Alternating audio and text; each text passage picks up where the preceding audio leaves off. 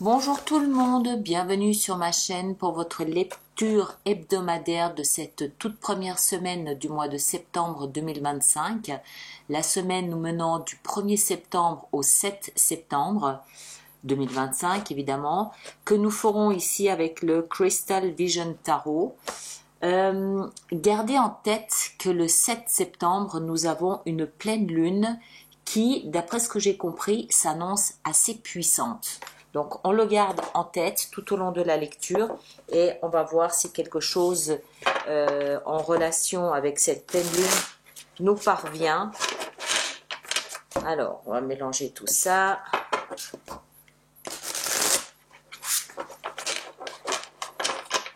Voilà. Hop, hop, hop.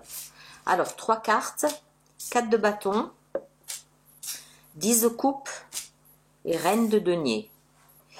Ok, pas mal du tout. Pas mal du tout. Il nous manque quoi? Les épées là-dedans. Donc on a du feu, on a de l'émotion et on a du concret, du terrestre, du tangible, du factuel. 4 de bâton nous parle de quelque chose de stable, nous parle de foyer, nous parle de vie au foyer, nous parle de célébration, nous parle d'accueillir quelque chose d'agréable. Ça peut même être quelque chose d'aussi simple que des petits bonheurs, des petits plaisirs du quotidien. Ce n'est pas nécessairement une méga cérémonie où on célèbre la vie, on célèbre une union, on célèbre une naissance ou quelque chose d'autre. C'est tout simplement un plaisir simple, mais rassurant. Il y a le côté très rassurant, très ancré avec ces 4 bâtons. J'aime bien les associer aux 4 pieds d'une chaise ou aux 4 murs d'une maison. Donc il y a quelque chose de rassurant, quelque chose de sécurisant dans cette énergie ici du 4 bâtons. Moi j'aime bien y voir une association avec le foyer, avec la maison d'une façon ou d'une autre. 10 de coupe ici nous parle de bonheur en famille, de bonheur en couple, de bonheur à la maison, de bonheur après au sens plus large, ça peut être un bonheur professionnel avec des collègues, avec des amis, il y a de la joie, c'est une apothéose de bonheur et de bons moments qu'on partage. Les coupes étant les émotions, on est en fait tout simplement en train de vivre ce qui nous caractérise le plus en termes d'émotions.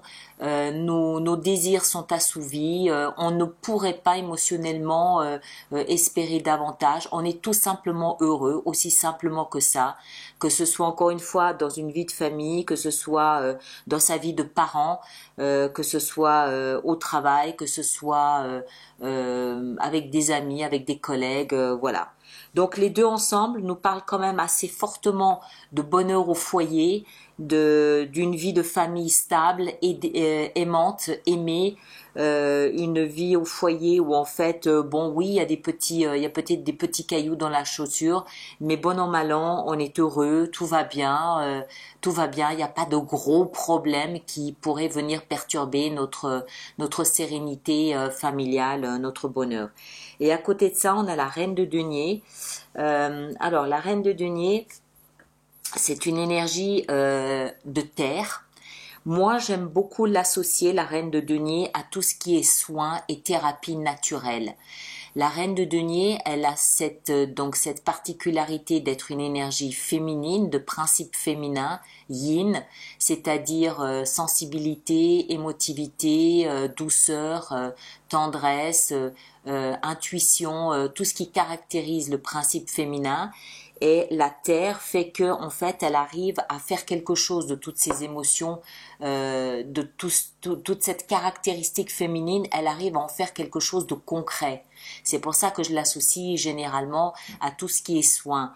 La reine de denier, elle construit, elle bâtit son chemin, mais avec toute la tendresse, toute la douceur et l'intuition qui la caractérise. Et en plus, tout ce qu'elle ressent, tout ce qui émane d'elle, de son côté très féminin, on a vu aussi que le concept féminin pourrait être très puissant ce mois de septembre. Tout ce qui la caractérise comme ça, tout ce qui est rattaché à son mode de fonctionnement basé sur le féminin, qu'on soit homme ou femme, nous permet en fait, elle l'ancre. Elle en fait quelque chose de concret. C'est pas juste des idées comme ça, des ressentis qui passent et puis le lendemain on se concentre sur autre chose. Non, elle construit là-dessus. Elle s'en sert pour bâtir son chemin. Elle s'en sert pour aller mieux. Elle s'en sert pour avancer. Donc ici, dans cette lecture-ci, pour moi, elle se sert de son bonheur, elle se sert de son foyer stable, serein, et de cette joie autour de son foyer, quel qu'il soit. Hein. Elle se sert de tout ça pour en fait paver son chemin, mais de manière concrète et tangible. Elle s'appuie dessus, elle se base sur ce bonheur, il est son tremplin, il est son socle, il est le goudron sur lequel elle va pouvoir marcher et avancer dans sa vie, cette semaine, tout au moins. D'accord ? Et puis nous, on va voir ce qu'on peut apporter de plus à cette lecture avec ici le Silver Witchcraft Tarot. Donc on va voir si on a d'autres éléments pour cette première semaine du mois de septembre. Alors, 4 de bâton, nous avons le roi d'épée, 10 de coupe, la 5 de denier, et la reine de denier, on a la roue de fortune. Ok. Alors, cette stabilité, ce foyer, ce petit bonheur au quotidien ou cette grande célébration d'une fête, il y a une fête dans la famille, on célèbre une union, on célèbre une naissance, on célèbre un diplôme, on célèbre une maison, l'achat d'une maison, ou voilà, il y a quelque chose qu'on célèbre, il y a quelque chose qui nous remplit de joie, quelque chose alors quelque chose qui nous remplit de joie, ou alors quelque chose qui est vraiment connecté au foyer et à la sécurité du foyer. Moi, je le vois plutôt comme ça. À côté de ça, on a le roi d'épée. Alors, il peut représenter plusieurs choses. Il peut représenter quelqu'un d'un signe d'air, Gémeaux, Verseau ou Balance, quelqu'un qui est très roi, c'est-à-dire quelqu'un qui est très autoritaire ou qui est très en phase avec ce qu'il veut, quelqu'un qui décide. C'est pas quelqu'un qui se laisse dicter son chemin, c'est quelqu'un qui au contraire peut lui donner des instructions à d'autres parce qu'il est le roi. Donc ça peut être un personnage comme ça peut être quelqu'un qui professionnellement a un rapport avec la communication, c'est-à-dire ou un rapport avec tout ce qui est mental, cérébral, intellectuel, comme un juriste, un avocat, un patron, voilà, quelqu'un quelqu'un dans ce type de métier-là où le mental et le cérébral, l'analyse, ça peut être aussi un psychologue, voilà, quelqu'un qui se sert de son cerveau d'une manière professionnelle, mais ça peut aussi tout simplement être vous qui arrivez à vous servir d'une façon très assertive, très royale, très masculine de votre mental, de votre capacité à analyser une situation pour obtenir une certaine stabilité dans votre foyer ou tout simplement pour essayer d'y laisser entrer des petites joies du quotidien, des petits plaisirs qui vous donnent cette sensation de sécurité. D'accord ? Vous placez en fonction de ce que vous vivez, c'est une évidence. Alors, ce bonheur, 10 de coupe, on l'a vu, bonheur au foyer, bonheur en famille, la joie d'une naissance, la joie d'une union. On se rend compte qu'on ne peut pas être plus heureux que ce qu'on est, même s'il y a des petits bobos du quotidien. L'un dans l'autre, on est parfaitement heureux, on est équilibré, tout va bien. À côté de ça, on a la 5 de coupe. La 5 de denier. La 5 de denier est exactement à l'opposé de ce bonheur. La 5 de denier nous fait ressentir être divisé, être coupé. Elle nous fait nous sentir être écarté, éloigné, rejeté, mal aimé. C'est exactement l'opposé. Autant 10 de coupe, c'est le foyer, c'est le clan, c'est la famille, c'est l'union. autant 5 de denier, c'est celui qui est rejeté de cette même union, celui qui est rejeté, qui est refusé, qui est refoulé comme un malpropre de ce cocon familial. Alors, on va juste en rajouter une. Oui, en raison d'une mort. En raison d'une mort, alors, la mort, elle signifie quoi? On le voit très clairement sur l'illustration ici de ce jeu. On a d'un côté la chenille et de l'autre côté le papillon. Entre les deux, qu'est-ce qu'on a? Un linceul. La mort. La mort qui induit la transformation, la mort qui implique que quelque chose doit disparaître dans ce cocon, dans ce foyer, dans ce bonheur.